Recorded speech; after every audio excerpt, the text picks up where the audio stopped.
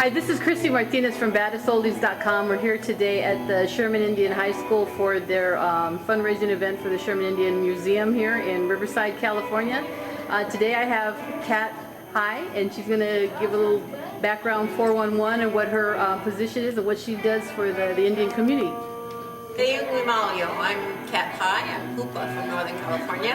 I'm the program coordinator for the Haramakna American Indian Cultural Center.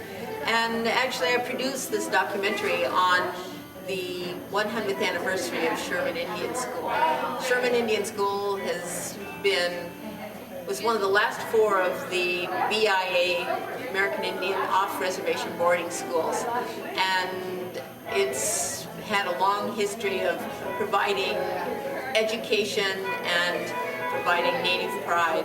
And we're very happy to be here today for this benefit that benefits both the Sherman Indian School Museum and the Haramakna American Indian Cultural Center. And we're really honored to have these musicians here who are giving their time and their talent and their energy and their hearts and their souls to benefit both of our Native culture events. Okay. Yeah, what I've noticed, so you had a program series on what your workup is. You work with, is it musicians or musical writers? What is this? I know you produce documentaries. Can you give us a little bit of 401 what you do on there and where they can reach out and see these? I'm the producer for Giveaway Songs, Native American Issues and Arts, and Giveaway Songs TV.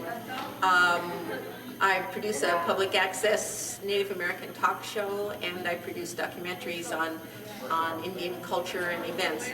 I'm also on the steering committee of the California Indian Education Network, or CN, which is part of the California Community Colleges satellite network. And we broadcast 10 hours of programming every week to the California community colleges, all 108 of them. And it's now webcast on your computer. And we have, if you go to the website, which is www.ccccsat.org, and go to programming, you can look up CN, C-I-E-N, and look at the schedule of events. A TV guide comes up each month for the programming. And it focuses primarily on California Indians, but also events within the Indian community in California. Okay. Now, is this predominantly on the internet as far as viewing the programming, or is it actually on cable television? Do you know more likely what kind of channels, stations, or in the predominant area we're showing? Can you give us some of that information? Right now it's on the internet and through satellite to the California community colleges. Okay. You can go to your California Community College and request access to the CN programming, or you can pick it up through the internet at ccccsat.org. Okay. And my Giveaway Songs TV is on public access TV, but it's with all public access TV programs. You've got to bicycle it to each and every station. Yeah, each and one. Gotcha. Now on here are most of the I guess it would be the songwriters or whoever helps produce the programming with you. Are they high school students, college students, or do they just come from all around background? My children. You children, okay. Giveaway Songs Productions is basically me, and it was my children. My children have moved up in the world, and they. One's the vice president of music and soundtracks for Lionsgate Films. Oh, okay.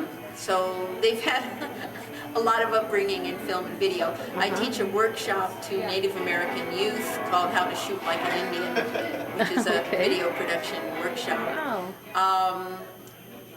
My show itself is a talk show format, so I have different guests in. They may be musical, they may be artistic, they may be spokesperson for an issue that's coming up in the Indian community, like repatriation, or they may be someone who's talking about a cultural event. I see. So if, say for instance, you have somebody outside the area through the internet, are they allowed to send like, well, we work with primarily a lot of the musicians and we're getting into working with actual actors that have been on TV and in the movie motion pictures and stuff like that. Do you solicit to have them send in demos or something on there, you know, that they, of their work to send it to you? Is that possible that they can do that? And then say they're out in Florida or somewhere back east, and you're primarily over here on the West Coast. Am I right? Right. Yeah, California. Can they submit in something from out of state, or how does that work? Is it as far as their works are concerned to be submitted in to be part of the process with you're working on? Currently with CN, you need to be in California. Okay. Like goes to the California community colleges, and then out through the internet to everybody, but from producers and about Indians in California. I see. And do they also develop through the programming like a scholarship fund or grant studies? Does that also work when once they get out into the higher educational level to try to get, you know, subsidized for their money for their studies and things like that? Is that something that you're working with also, or something you're planning on the future to work with? That's something we're planning in the future. Okay. We're trying to get funding right now so that we can produce our own programs. Right now it's a voluntary effort. Oh, I see. And okay. We're working on a grant right now so we can archive our programming so you can, through the internet, pick it up at any time you want, rather than having to pick it up when it's video streamed.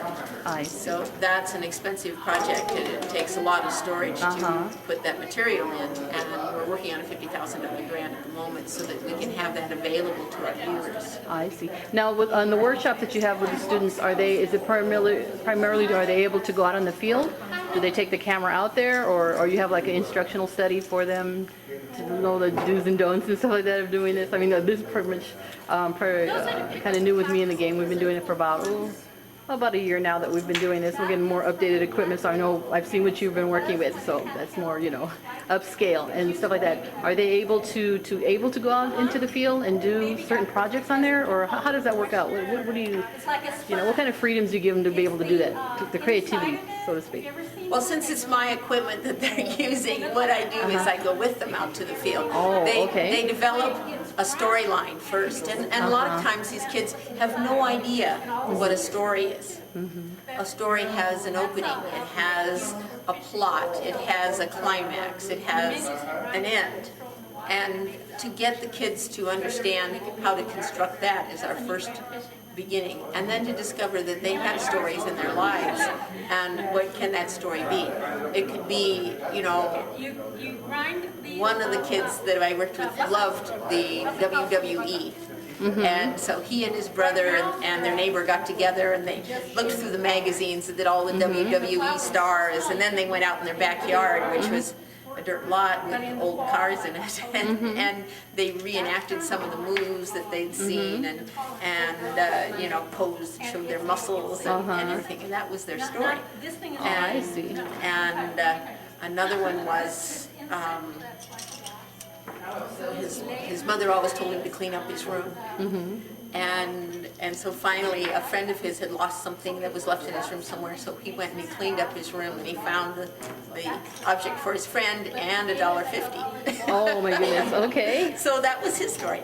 And it can be things in everyday life. It could be a young girl who was proud of her father because he was a tohono O'odham singer and was keeping the traditions going, and she was a dancer. So it can be anything that strikes a chord with the kids.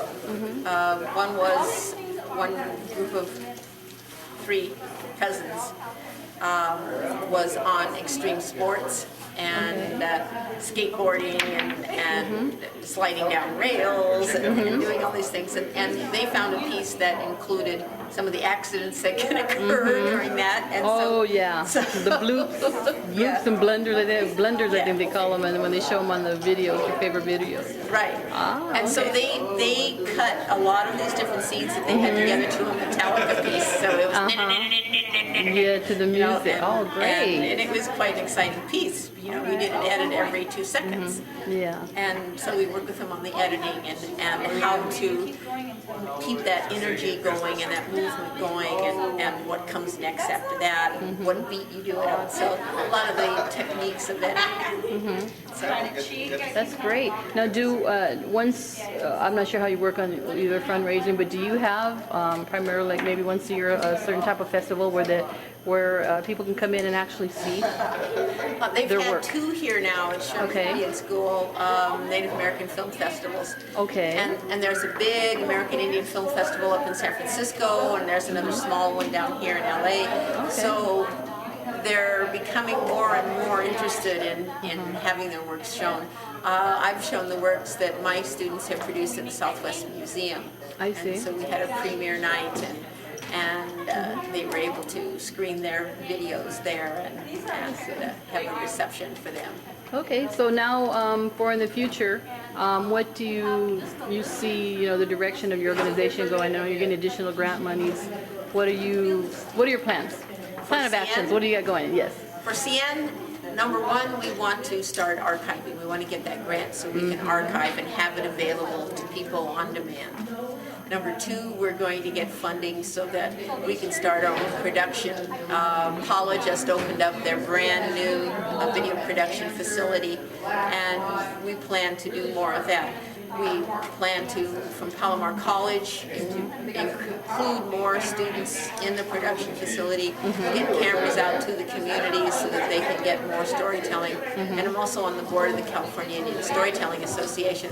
So working with that as a video storyteller, we want to get families back together so they Sounds can great. tell stories within their families and then get them out into wider All right.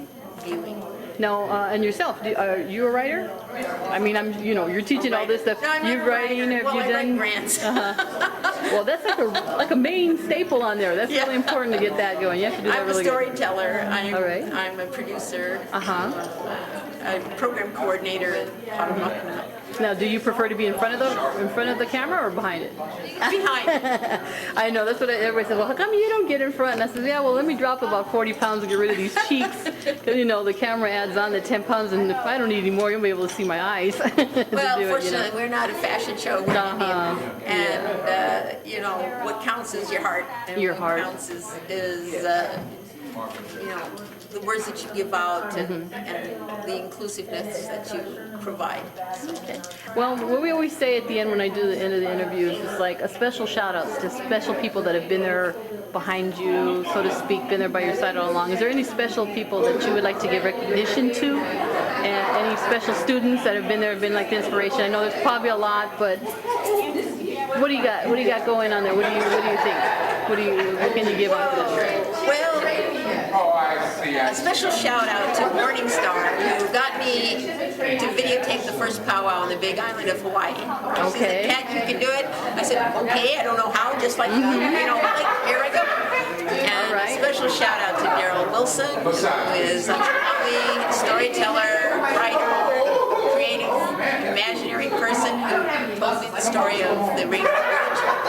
And to Carolyn Kuali'i, who helped bring together California Indian and Hawaiian peoples. Okay. And to Lori Sisquak here at Sherman, when I came to her with the idea of the art students illustrating this story with their works. Lori was right there for 2 years. We did the story. All right. Well, we thank you for your time, and we wish you success, continued success. We hope you get those additional monies coming in. I don't think there'll be a problem. You look like you got everything pretty well organized and packed down. We wish you continue. We'll hope to follow up with you. I'd like to see when you guys are going to have your the film festival here. Send out a special invite. We'll come on by, give you some coverage on that. Send us some flyers or something prior to that so that we can help promote it for you. And again, we wish you a lot of luck and everything, and we're happy to be here tonight to help you to get this particular fundraiser going and helping to get the additional monies that you need.